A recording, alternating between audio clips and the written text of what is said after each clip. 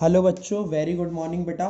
बेटा आज हम पब्लिक सेक्टर को डीप में डिस्कस करने जा रहे हैं। मैंने आपको ये बताया था कि पब्लिक सेक्टर का मतलब होता है गवर्नमेंट सेक्टर, ठीक है।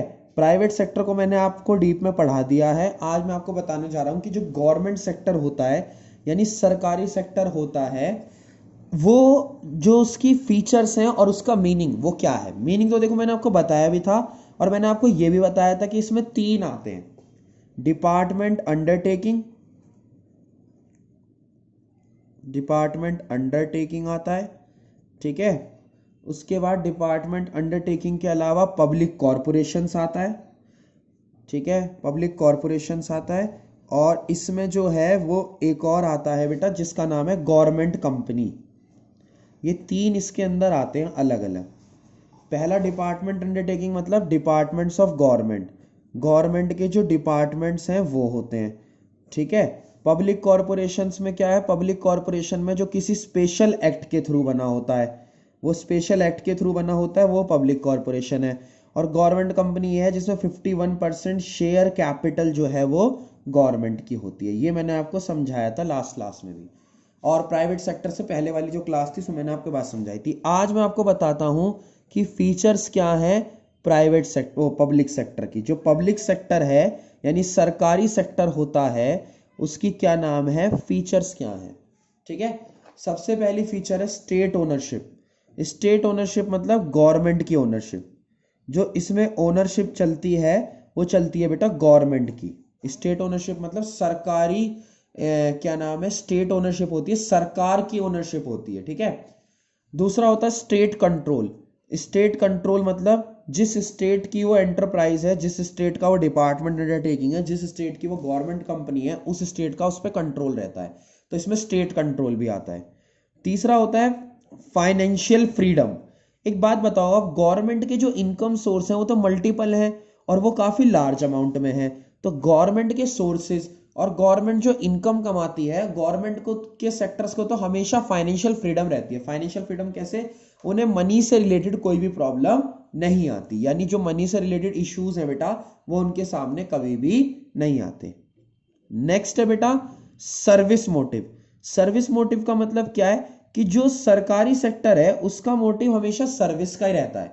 सर्विस का मतलब कैसे, सोशल वेलफेयर का। जो सरकारी सेक्टर है उसका तो सोशल वेलफेयर का ही हमेशा से मोटिव रहता है और रहेगा, क्योंकि सरकारी सेक्टर का मेन काम ही है बेटा कि जो सोसाइटी है उसको अच्छी तरीके से हमें सर्व करना होता है, और उसमें हमें क्या नाम है, लोगों के लिए भला भी करना होता है। नेक्स्ट आते हैं आगे, इससे नेक्स्ट पेज यहाँ ले लेते हैं, या मैं एक काम करता हूँ आपको यही समझा देता हूँ। फिफ्थ, फिफ्थ है बेटा आपकी, जो फिफ्थ है वो है आपकी पब्लिक अकाउंटेबिलिटी। पब्लिक अकाउंटेबिलिटी मतलब जब सरकारी सेक्टर है तो सरकारी सेक्टर में क्या होता है बेटा, पब्लिक के लिए अकाउंटेबिलिटी रहती है, यानी लोगों के प्रति अकाउंटेबल रहना पड़ता है इन डिपार्टमेंट्स को, क्योंकि ये सरकार के डिपार्टमेंट है तो सरकार के डिपार्टमेंट को पब्लिक अकाउंटेबिलिटी रखनी पड़ती है। कैसे कि जब भी भैया ये सेक्टर जो बने हुए हैं इनका मेन मोटिव सर्विस का है, यानी सोसाइटी के लिए बने हैं, तो इन्हें पब्लिक अकाउंटेबिलिटी भी रखनी पड़ती है, ठीक है बेटा।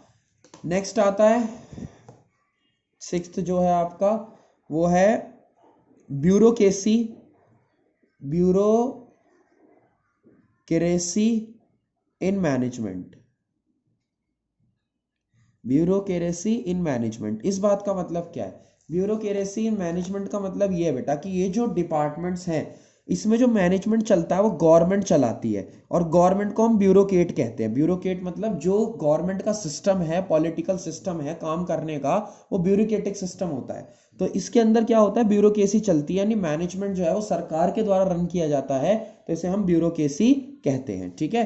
तो स्टेट ओनरशिप होती है, स्टेट कंट्रोल होता है, हमेशा फाइनेंशियल फ्रीडम रहती है, सर्विस का मोटिव रहता है, पब्लिक की अकाउंटेबिलिटी रहती है, और ब्यूरोक्रेसी रहती है मैनेजमेंट में। मतलब कि जो पॉलिटिकल सिस्टम ऑफ मैनेजमेंट है वही हमेशा इसमें चलता है, ठीक है बेटा।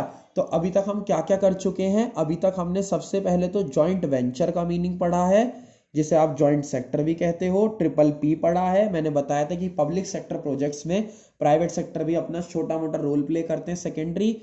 फिर हमने प्राइवेट सेक्टर को डीप में कर लिया बेटा, जो प्राइवेट सेक्टर है उसे डीप में पढ़ चुके हैं। पब्लिक सेक्टर में कौन से 3 आते हैं वो हम पढ़ चुके हैं। और आज हमने बेटा क्या नाम है, फीचर्स भी कर ली हैं, किसकी, पब्लिक सेक्टर की। पब्लिक सेक्टर के हमने क्या कर लिए हैं बेटा, फीचर्स भी कर लिए हैं। ठीक है, तो ये सारा काम हम कंप्लीट कर चुके हैं। नेक्स्ट क्लास में इसके अलावा जो हमारा एमएनसी वगैरह बचा है, हाँ मैंने आपको एमएनसी का मतलब भी बता दिया है, एमएनसीज वगैरह की और जॉइंट वेंचर की फीचर्स वगैरह जो भी इनका वो है बेटा, वो नेक्स्ट क्लास में हम कंप्लीट कर लेंगे। ठीक है बेटा, थैंक यू सो मच।